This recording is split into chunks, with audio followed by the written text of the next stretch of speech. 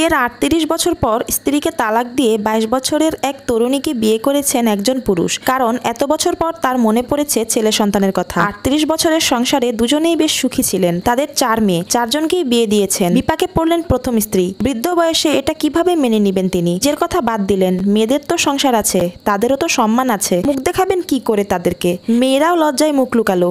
সবার পরামর্শে প্রথম স্ত্রীকে আবার ফিরিয়ে আনা হলো সতীনের ঘর করার শর্ত সাপেক্ষে। বৃদ্ধা স্ত্রী তার সাজানো সংসারে অন্য নারীর হস্তক্ষেপ নীরবে মেনে নিলেন। ৩৮ বছর যে সংসারে সময় ব্যয় করেছেন, নিজেকে শেষ করেছেন, সেই সংসার তুলে দিলেন সতীনের ঘাড়ে। বছর পার হওয়ার পর সতীনের সন্তান হলো। সেই সন্তানের সর্বোচ্চ খেয়াল রেখেও বৃদ্ধার এক মুঠো ভাত জুটেনি। জীবনে যিনি কখনোই অন্যের কাছে হাত না পেতে প্রয়োজনে উপোস থেকেছেন, আজ তিনি ক্ষুধার জ্বালায় অস্থির হয়ে বার্ধক্যের ভারে মাথা নুয়ে অন্যের দ্বারে হাত পেতেছেন একটু খাবারের আশায়। তিনি চাইলেও মেয়েদের ঘরে উঠতে পারেননি, মুখ ফুটে বলতে পারেননি। মেয়েদের সংসারটাও তো তাদের নিজের নয়। তারা চাইলেও জোর খাটিয়ে নিজের মাকে রাখতে পারবে না। তাছাড়া সমাজ বলেও একটা কথা আছে, স্বামী বেঁচে থাকতে মেয়ের ঘরে থাকাটা বেমানান। যৌবনের রঙিন সময়ে বৃদ্ধা কি বুঝেছিলেন ভবিষ্যতে তার জন্য কি করুণ নিয়তি অপেক্ষা করছে? যদি বুঝতেন তবে কি সংসারটাকে নিজের ভেবে এত সুন্দর করে সাজাতেন? ছেলেহীন সংসারে ৪টি মেয়ে নিয়ে সন্তুষ্ট থাকা স্বামীকে দেখে কখনো কি ভেবেছিলেন এই মানুষটিও একদিন বদলাতে পারে? জীবনের শেষ সময়টা বৃদ্ধার সুখকর হয়নি। ৩টি বছর সতীনের ঘর করে একদিন তিনি মৃত্যুকে বরণ করে নিলেন। তবে তার আগে দেখে গেলেন মানুষ কিভাবে বদলায়, কিভাবে মানুষের ভালোবাসা বদলায়। ছেলে সন্তানের বাবা হয়ে স্বামীর উচ্ছ্বাসটুকুও দেখে গিয়েছিলেন। কিভাবে স্বামী তার দ্বিতীয় স্ত্রীকে নিয়ে ভবিষ্যৎ সাজায়, স্বপ্ন দেখে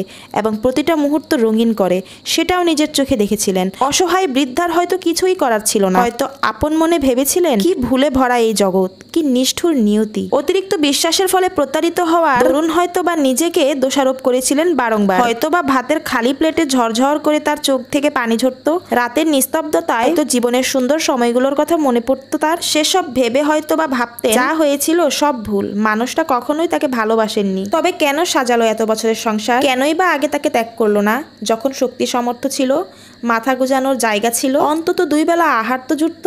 আজ কি এক বিভৎস পরিস্থিতি, সংসার নিয়ম মতো এক মুঠো ভাতও জুটে না। মৃত্যুর আগে এই নারী তার সংসার হারালেন, স্বামীকে হারালেন, ভাঙা পা টেনে টেনে গাধার মতো সতীনের ঘরে কাজ করলেন, কিন্তু বিনিময়ে একটু খাবারও পেলেন না। তিনি পরিশ্রম করেছিলেন, তবে মারা গেলেন ব্যর্থ হয়ে। প্রমাণ হলো যে তার পুরো জীবনটাই ভুলে পরিপূর্ণ ছিল। এর চেয়ে করুণ নিয়তি আর কি হতে পারে? আহারে জীবন, আহারে ভাগ্য, ভাবতেই অবাক লাগে। প্রতারণা করা মানুষগুলো একদিন ভালোবেসেছিল, নিজের সবটুকু উজাড় করে দিয়েছিল, নিজের জন্য তারা জায়গা করে নিয়েছিল বিশ্বাসের চরম মাত্রা। কিন্তু সময়ের চক্রে তার আওয়াজ বদলে গেছে হিংস্র রূপে। মানুষ বদলায়, প্রতিটি মুহূর্তে মানুষের ভালোবাসাও বদলায়। আজ বিশ্বাসের শিকড়ে যে জড়িয়ে আছে, ভবিষ্যতে সে যে প্রতারণা করবে না, এর কোনো নিশ্চয়তাই নেই।